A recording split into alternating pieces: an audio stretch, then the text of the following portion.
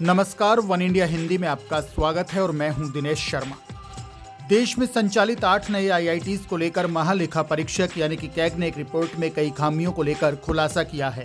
CAG की report में कहा गया है कि इन आईआईटीज की ओर से किए गए वित्तीय प्रबंधन में कई तरह की खामियां थी। साथ ही शुरुआत के 6 सालों में लक्ष्य से कम सिर्फ 33% स्टूडेंट्स को यहाँ एडमिशन मिल पाए हैं। कैग ने अपनी एक रिपोर्ट में खुलासा करते हुए कहा कि इन आईआईटीज के वित्तीय प्रबंधन में कई तरह की खामियां थी। ये संस्थान पर्याप्त आंतरिक खर्च उत्पन्न करने में असमर्थ थे और अनुदान के लिए सरकार पर डिपेंड रहे। कैग ने अपनी रिपोर्ट में कहा कि देश के टॉप संस्थानों में होने के बाद भी इन 8 आईआईटीज को कई तरह की समस्याओं का सामना करना पड़ रहा है। 5 सालों के मूल्यांकन पर आधारित कैग की रिपोर्ट में कहा गया कि ये संस्थान लैंड अलॉटमेंट समेत कई तरह की प्रशासनिक कमियों का सामना कर रहे थे।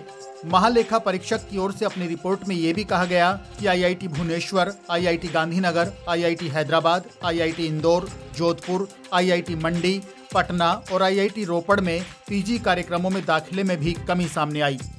यहाँ शुरुआत के 6 सालों में लक्ष्य से कम सिर्फ 33% स्टूडेंट्स को ही एडमिशन मिल पाए। कैग ने अपनी रिपोर्ट में कहा कि 2 आईआईटी भुवनेश्वर और जोधपुर पाठ्यक्रमों में लक्ष्य के अनुरूप दाखिले नहीं दे पाए। वहीं 5 आईआईटी में शोध से जुड़े पाठ्यक्रमों में नामांकन में कमी सामने आई। वहीं ज्यादातर आईआईटी में रिजर्व कैटेगरीज के स्टूडेंट्स का नामांकन काफी कम था। कैग ने अपनी इस रिपोर्ट में ये भी कहा कि शिक्षा मंत्रालय की परिकल्पना थी कि शुरुआत के 6 सालों में 8 आईआईटी में कुल 18,880 छात्र लिए जाएंगे, लेकिन सामने आया कि इस समयावधि में सिर्फ 6,224 छात्रों को ही एडमिशन मिल सका।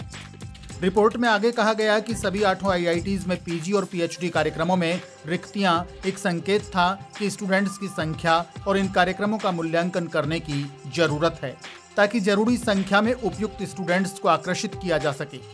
इतना ही नहीं, कैग ने अपनी रिपोर्ट में आगे कहा कि साल 2012 से सभी आईआईटीज में शैक्षणिक भवनों, छात्रावासों, प्रयोगशालाओं के निर्माण जैसी बुनियादी ढांचे के काम स्टेप बाय स्टेप किए गए थे, लेकिन इसके बाद भी इन संस्थानों में निर्माण की स्पीड छात्रों की वृद्धि के हिसाब से नहीं थी। सीएजी रिपोर्ट में यह भी कहा गया कि IIT Hyderabad, IIT Indore, IIT Jodhpur और आईआईटी पटना में पर्याप्त जमीन 500-600 एकड़ उपलब्ध थी, जबकि IIT Bhubaneswar, IIT Gandhinagar, IIT Mandi और आईआईटी रोपड़ में जमीन के आवंटन और हस्तांतरण के मुद्दे उनकी स्थापना के 1 दशक बाद भी बने हुए थे। रिपोर्ट में यह भी कहा गया कि सभी आईआईटीज को गैर सरकारी स्रोतों से प्रायोजित अनुसंधान परियोजनाओं के लिए बहुत कम स्तर का वित्त पोषण मिला। ऐसे में वे अपनी रिसर्च एक्टिविटीज के लिए सरकार पर डिपेंड रहे। इन संस्थानों ने 5 साल में कोई पेटेंट भी प्राप्त नहीं किया। आपको बता दें कि देश में इस समय कुल 23 आईआईटी हैं। इनमें से 7 साल 1951 से लेकर साल 2021 के बीच शुरू हुए थे। 8 आईआईटी साल 2008 और साल 2009 में शुरू किए गए थे। साल 2015 और साल 2016 में 7 आईआईटी और शुरू किए गए थे। इस खबर में फिलहाल के लिए इतना ही। ताजा अपडेट्स के लिए आप बने रहिए वन इंडिया हिंदी के साथ।